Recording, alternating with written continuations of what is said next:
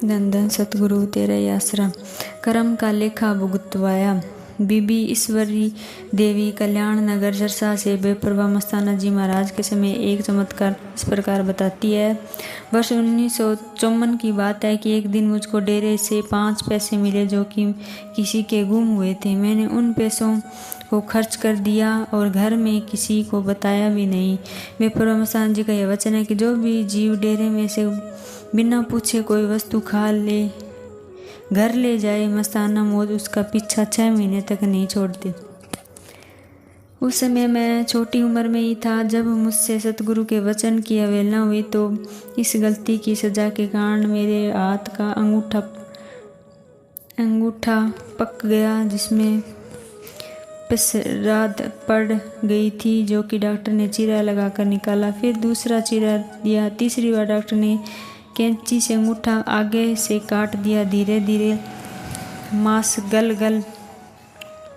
कर हड्डियां बाहर निकल आई, लेकिन ठीक नहीं हुआ। सरकारी अस्पताल में दिखाया तो डॉक्टर बोला इसका ऑपरेशन होगा, वह अंगूठा काटना पड़ेगा। डॉक्टर ने मुझको अस्पताल में भर्ती कर लिया। मेरी बुआ तुलसाबाई भजन सिमरन में बैठी हुई थी। उसको बेपरवाह मस्ताना जी दर्शन दिए। उनसे कहा कि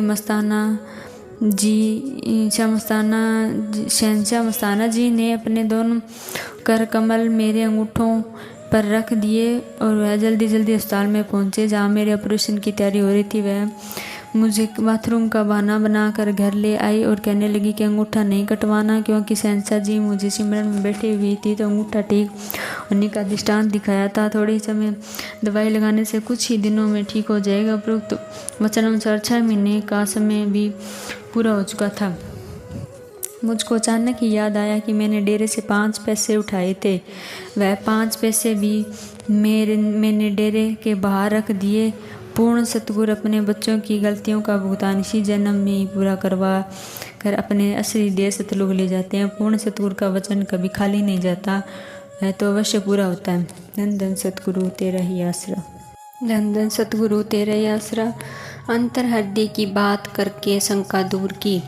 प्रेमी दसराज सोनी, गांव अमरजीत सिंहपुरा, मोरीवाला, जिला सिरसा, हरियाणा से कुल मालिक परम पिताजी की अपार रहमत का एक छोटा सा करिश्मा इस प्रकार बयान करता है। सन 1981 की बात है। मेरा एक दोस्त तिलक राज इसी जिले में खेरमपुर गांव में रहता था। उस समय उसने नाम तो नहीं लिया, परंतु उसे मन में श्रद्धा अवश्य थी, इसलिए वह मेरे साथ सत्संग व सच्चा सौदा दरबार के बारे में अक्सर ही बातें किया करता था। एक बार हम दोनों ने दरबार में आने का पक्का निश्चय कर लिया कि हम सुबह दरबार में अवश्य जाएंगे।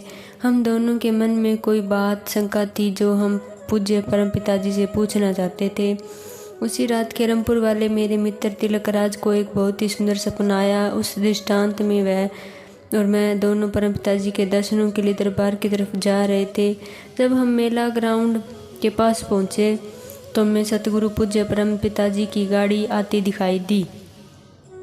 हम दोनों सड़क के किनारे पर खड़े हो गए। गाड़ी में परम पिताजी के अलावा दरबार के 4 सत ब्रह्मचारी सेवादार भी थे। हम दोनों ने हाथ जोड़कर कुल मालिक सच्चे पातशाह जी को धन धन सतगुरु तेरा ही आसरा का नारा लगाया। परम पूज्य परम पिताजी हमें आशीर्वाद देते हुए आगे चले गए। इतने में उसकी आंख खुल गई। बेशक उसने वह सब कुछ सपने में ही देखा था, लेकिन अंदर से उसे एक अजीब सी खुशी का एहसास हुआ जिसे वह संभाल नहीं पा रहा था। वह उसी वक्त तैयार होकर मेरे पास आया और रात वाली घटना जो कि त्यों कह सुनाई। सतगुरु कुल मालिक का ख्याल सपने में भी किसी बड़भागी जीव को ही आता है। अपने सतगुरु जी की बात सुनकर मैं बहुत खुश हुआ। मैं अपने मित्र को साथ लेकर सच्चे पातशाह के दरबार में पहुंच गया दर्शन करने के लिए। सुबह की मजलिस का समय था। सत्संग पंडाल भी सजी हुई थी और हम दोनों संगत में आकर बैठ गए। थोड़ी देर में कुल मालिक दोनों जहान के पालनहार आकर स्टेज पर विराजमान हो गए। हमने परम दयालु दाता जी के खूब दर्शन किए। हम कुल मालिक के दर्शनों में इतने लीन हो गए कि हमें याद ही नहीं रहा कि हमें परमपिता जी से अपने मन की कोई बात पूछनी है। बस हम तो पुनः एकाग्रता से सतगुरु सच्चे पातशाह जी के दर्शनों का आनंद ले रहे थे। अचानक अंतर्यामी दाता जी ने हमें अपने पवित्र मुख से फरमाया, भाई जो 2 लड़के खेरमपुर से आए हैं वह जो भी बात पूछना चाहते हैं पूछ सकते हैं। यह वचन मेहरबान शहंशाह जी ने 3 बार दोहराए, परंतु हम दोनों में से कोई भी नहीं उठा, क्योंकि हमें अब बात पूछने की आवश्यकता ही नहीं रही। कुल मालिक के दर्शनों से हमें इस बात का विश्वास हो गया कि परम पिताजी समय ही भगवान प्रभु परमेश्वर अंतर्यामी खुद खुदा कुल मालिक है। मेहरबान दाता जी जब भले भांति जानते कि खेरमपुर में 2 प्रेमी कोई बात करना चाहते हैं, तो वह यह भी सब पता है कि वे क्या बात करेंगे, अर्थात वे अपने मन में क्या शंका लेकर आए हैं। इसलिए हमने सोचा कि कुल मालिक के सामने छोटी छोटी बातें करके शहंशाह जी का बहुकीमती समय क्यों व्यर्थ किया जाए। परम पिताजी समय ही उनकी उलझन को समझते हैं तथा समय ही दूर कर देंगे। कुल मालिक परम पूज्य सतगुरु जी से जीव कुछ भी नहीं छिपा सकता। जीव के कर्मों को पूर्ण सतगुरु पूज्य परम पिताजी ऐसे देख लेते हैं जैसे साफ शीशे में बर्तन के अंदर पड़ी हुई चीजें दिखाई देती है। सब अंतर सिर्फ इतना है कि अंतर्यामी सतगुरु उस जीव को सीधा स्पष्ट न बताकर इशारे अथवा बातों बातों में अपने पवित्र वचनों के द्वारा सब कुछ जाहिर कर देते हैं। यह सतगुरु जी की विशेषता है कि सब कुछ प्रकट कर देना तथा किसी जीव को पता तक नहीं चलने देना, अर्थात अपने आप को जाहिर प्रकट न होने देना तथा साथ संगत को अन्य बातों में लगाकर ऐसा पर्दा डाल देना कि आप जी कुछ किया ही नहीं, बल्कि इतना ही कहना कि अपने आप ही वैसा हुआ है। यह परम पिताजी का एक अनूठा अंदाज रहा है। हालांकि परम पिताजी शहंशाह सतनाम जी महाराज समय सब कुछ करावनहार व सबके अंतर हड्डी की हर बात को भली भांति जानते हैं। धन धन सतगुरु तेरा ही आसरा, धन धन सतगुरु तेरा ही आसरा। बच्चे को तंदुरुस्त कर दिया। बीवी कमला देवी, गांव ढांढस, जिला कैथल, हरियाणा से। सर्व सामर्थ्य परम पिताजी की अपार बख्शिश का एक प्रत्यक्ष परिणाम इस प्रकार लिखती है। सन 1981 की घटना में उस समय मैंने नामदान प्राप्त नहीं किया था, परंतु एक बार अपने गांव में नाम चर्चा अवश्य सुनी थी। मेरा पति व जेठ जेठानी तांत्रिकों, जंत्र मंत्रों व दागों तबीजों में बहुत विश्वास रखते थे। एक बार ऐसा ही एक व्यक्ति हमारे गांव में आया हुआ था। उन दिनों मेरा 6 वर्षीय लड़का निशान सिंह कुछ अस्वस्थ रहता था, इसलिए मेरा पति व जेठ जब लड़के को उस व्यक्ति से झाड़ू फूंक करवाने के लिए ले गए तो लड़का रास्ते में ही बेहोश हो गया, जिससे हम उसे रास्ते से ही वापस घर ले आए। परंतु मेरा पति समय जाकर उस तांत्रिक से कोई मंत्र ले आया। बताई गई युक्ति के अनुसार उन्होंने कई बार उस मंत्र का उच्चारण किया था, पानी के छींटे भी मारे, परंतु लड़का ठीक नहीं हुआ। मैंने एक बार नाम चर्चा में सतगुरु जी की अपार महिमा के बारे में सुना था, इसलिए मैंने निश्चय कर लिया कि मैं अपने बच्चे पर झाड़ू फूंक व जंत्र मंत्र नहीं करवाऊंगी, बल्कि उसे दरबार सच्चा सौदा में ही लेकर जाऊंगी। एक बार मुझे दरबार में जाने का अवसर मिल ही गया। उन दिनों डेरा सच्चा सौदा बरनावा उत्तर प्रदेश में सत्संग था। मुझे किसी प्रेमी से पता चल गया कि परम पिताजी यूपी दरबार में गए हैं। इस पर मैं अपने बच्चे की दवाई का बहाना बनाकर दरबार में जाने के लिए अपने घर से चल पड़ी। उस समय मुझे साथ संगत का कोई भी ट्रक आदि साधन न मिला तथा न ही मेरे पास बस द्वारा जाने का पूरा किराया था। मैं बेबस थी, परंतु कुल मालिक के दर्शनों की मेरे मन में तीव्र इच्छा थी। सतगुरु जी की मेहर से अचानक मेरा पति बस स्टैंड पर पहुंच गया। मैंने उसे बता दिया कि मैं तो सत्संग पर जाना चाहती हूँ। मुझे पूर्ण विश्वास था कि मेरा बच्चा सतगुरु की कृपा से अवश्य स्वस्थ हो जाएगा। इस प्रकार मेरे पति और पैसे लेकर बस के द्वारा यूपी दरबार में पहुंच गए। मैंने कुल मालिक का पूरा सत्संग सुना, जिससे मेरे मन में नाम दान की प्राप्ति की तड़प और बढ़ गई। सत्संग के बाद मैंने नाम दान प्राप्त कर लिया, जिससे मुझे अपार आत्म सुख व शांति का अनुभव हुआ। उसके बाद मुझे कहीं भी जाने की आवश्यकता नहीं पड़ी। सतगुरु की कृपा से मेरा बच्चा उसी दिन से ही स्वस्थ होना शुरू हो गया जब मैं नाम दान प्राप्त किया था। यह देखकर मेरे सारे परिवार ने भी परमपिता जी से नाम दान प्राप्त कर लिया। धन्य है परमपिता जी सतनाम जी महाराज, इनके अनमोल नाम की उस अपार शक्ति को सभी लोगों ने अपनी आंखों में देख लिया।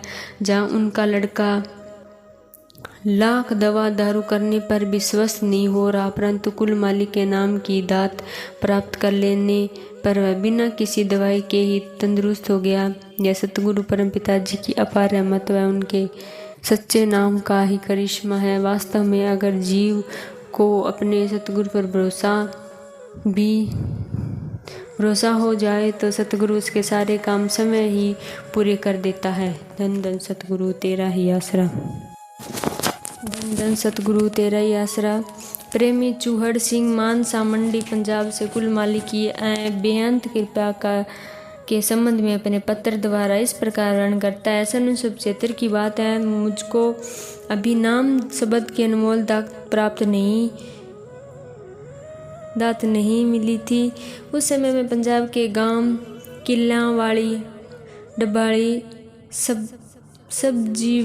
सब्जी विजन में ओवर सीनियर लगा हुआ था। मैं शराब पीने का पक्का आदी था। वहाँ हक्कूवाड़ा से प्रेमी अजमेर सिंह मेरे पास अक्सर आया जाया करता था। वह मुझे शराब पीने से मना करता था। अजमेर सिंह मुझे नाम शब्द के बारे में बहुत समझा दिया, परंतु मैं उसे कहता कि जो नशा शराब में है वह किसी चीज़ में नहीं, क्योंकि मैं हर समय शराब के नशे में ही रहता था। इसलिए प्रेमी की बातों को मुझ पर कोई असर नहीं हुआ। उस दिन परमपिता जी अक्सर बाहर सत्संग करने के लिए जाया करते थे। एक दिन फरीदकोट जाते समय डब्बाड़ी पहुंचने पर पूज्य शहंशाह जी की जीप गाड़ी में तकरीबन खराबी आ गई। प्रेमी अजमेर सिंह भी अचानक अपना ट्रैक्टर लेकर उसी वर्कशॉप पर चला गया जिसमें पूज्य शहंशाह जी अपनी जीप गाड़ी दिखा रहे थे। गाड़ी खराब होने का तो केवल बहाना था। इस बहाने पर परम पूज्य पिताजी कुछ समय वहां पर रुककर अपने नूरी दर्शनों का इलाही वचनों द्वारा अनेकों जीवों का उद्धार किया। प्रेमी अजमेर सिंह के प्रेम को देखते हुए पूज्य परम पिताजी उसके घर चले गए। मैं भी उन दिनों प्रेमी के मकान में किराए पर रहता था। शाम को जब परम पिताजी प्रेमी के घर कुर्सी पर विराजमान थे तो प्रेमी अजमेर सिंह मुझको परम पिताजी के दर्शनों के लिए बुला लाया। कुल मालिक बेपरवाह परम पिताजी मुझको समय अपने पवित्र मुखाकर्षण में फरमाया, भाई तुम नाम शब्द ले लो, तेरी नौकरी बहुत बढ़िया है। नाम जपना कोई कठिन काम नहीं। परम पिताजी ने तीनों परहेज भी बताए, परंतु मेरा मन नहीं माना। अर्थात परम पिताजी के वचनों का मुझ पर कोई प्रभाव नहीं पड़ा। दयालु मालिक ने मेरी दशा देखकर फिर फरमाया, भाई क्या बात है, तू नाम से इतना क्यों डरता है। मैंने प्रार्थना की, बाबा जी मैं शराब पीने का पूरा आदी बन चुका हूँ, इसलिए शराब को छोड़ नहीं सकता। इस पर परम पिताजी ने फरमाया, भाई तू नाम लेकर तो देख, तूने तो फिर शराब के मुंह भी नहीं लगागा। दोनों बोतलों का नशा तो तुझे हर वक्त चढ़ा रहेगा। शहंशाह वचनों तथा उनकी कृपा दृष्टि से मैंने गांव खिल्लन के सत्संग पर जाकर नाम शब्द की अनमोल दात प्राप्त की। इसके बाद मैंने बाहर गांव के एक दो सत्संग और भी सुने। मेरे मन में वही विचार उठ गया कि परम पिताजी ने तो फरमाया था 2 बोतलों का नशा हर वक्त चढ़ा रहेगा, लेकिन परम पिताजी का तो वह नशा अभी तक दिखाया तो है नहीं। बस फिर क्या था। इधर तो मेरे मन में यह विचार पैदा हुआ और दूसरी तरफ अंतर्यामी सर्वसमर्थ दाताजी मेरे अंदर का डायल घुमा दिया। सचमुच ही मुझ पर 2 बोतलों का नशा पूरी तरह से छा गया। फिर मुझे कोई होश ही नहीं रहा, कब सूर्य निकलता है, कब छिपता है, मैं हर समय मस्त होकर हर सत्संग में परमपिता जी के साथ ही रहने लगा। मुझे घर, परिवार, ड्यूटी कुछ याद नहीं। लगातार 27-28 दिनों तक सत्संग ही सुनता रहा। मालिक के नाम का मुझ पर इतना नशा हो गया, मुझे अपने खाने पीने का भी होश न रहा। मैं यह भी भूल गया कि मैंने ड्यूटी करनी है, जिस पर परमपिता जी ने अपने शब्द में लिखते हैं, है नशा अनोखा पीती दाते, बख्शा तेरा मैं खाना। एक बार मैं तेथों पीती सी ते बनिया फिरदा दीवाना। मुझको नाम का अलौकिक नशा चढ़ गया था। मेरे रिश्तेदारों में इस बात की चर्चा होने लगी कि चूहड़ सिंह के दिमाग में फर्क पड़ गया है। मेरे दफ्तर में भी मेरी अनुपस्थिति की सूचनाएं आने लगी। एक दिन मसीता गांव में सत्संग था। मेरी संबंधों ने परमपिता जी हजूर से मेरी शिकायत की। कुल मालिक हर जीव को अंतर हृदय की जानने वाले हैं। परमपिता जी ने खुद ही तो मुझे अपने नाम का अलौकिक नशा दिया था। उससे पहले तो मुझे कुछ भी याद नहीं, परंतु ज्यों ही सतगुरु कुल मालिक जी को यह पूछने पर कि इतने दिन हो गए उसे ड्यूटी पर गए, बस फिर क्या था। मुझे ऐसा लगने लगा कि जैसे किसी ने मुझे हिमालय पर्वत की चोटी से नीचे पटक दिया हो। मालिक ने अपना दिया हुआ 2 बोतलों का नशा वापस ले लिया तो मुझे एकदम सब कुछ याद आ गया। मैं 27-28 दिन से ही गैर हाजिर चल रहा हूँ।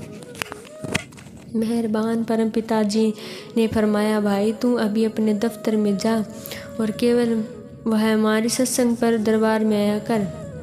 मैंने अपनी मजबूरी बताते हुए सतगुरु जी के आगे प्रार्थना की, शहंशाह जी, मैं 27-28 दिनों में लगातार अपनी ड्यूटी से गैर हाजिर हूँ, इसलिए मुझे दफ्तर में तो किसी ने घुसने ही नहीं देना।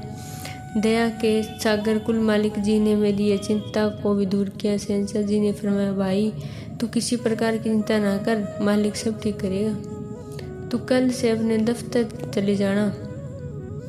इसके बाद ही शहंशाह जी ने प्रेमी अजमेर सिंह हाकूवाड़ा और प्रेमी जगजीत सिंह सिंगेवाड़ा की ड्यूटी लगा दी। भाई तुम दोनों कल चूहड़ सिंह के साथ लेकर इसके दफ्तर में चले जाना और उसके अफसर को मिलकर कहना कि चूहड़ सिंह तो संतों के सत्संग में गया हुआ था, इसने कोई अन्य काम नहीं किया, इसलिए इसकी पिछली सभी अनुपस्थिति भी ठीक कर दे।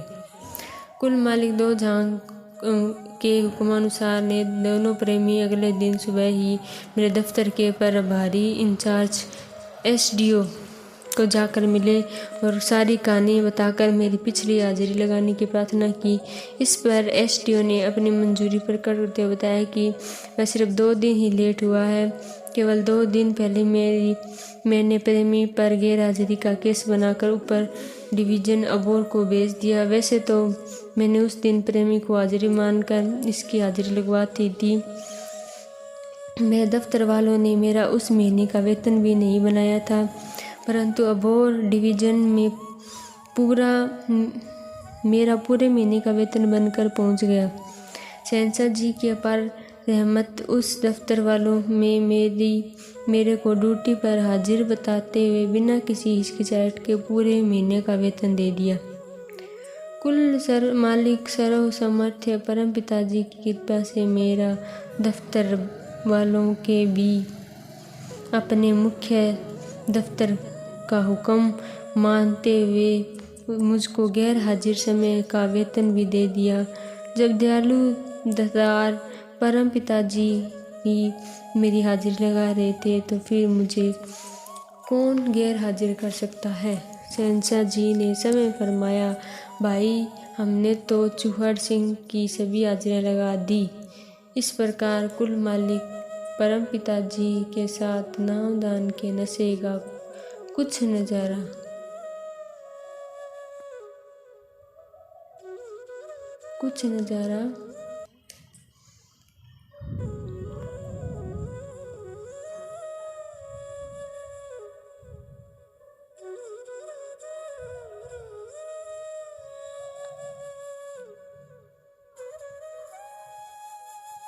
इस प्रकार कुल मालिक परमपिता जी ने मुझे नाम शब्द के नशे का कुछ नज़ारा दिखाकर मेरी शंका दूर कर दी। दोनों जहानों के मालिक सच्चे सतगुरु जी ने मेरी हाजिरी सचखंड में भी स्वीकार की।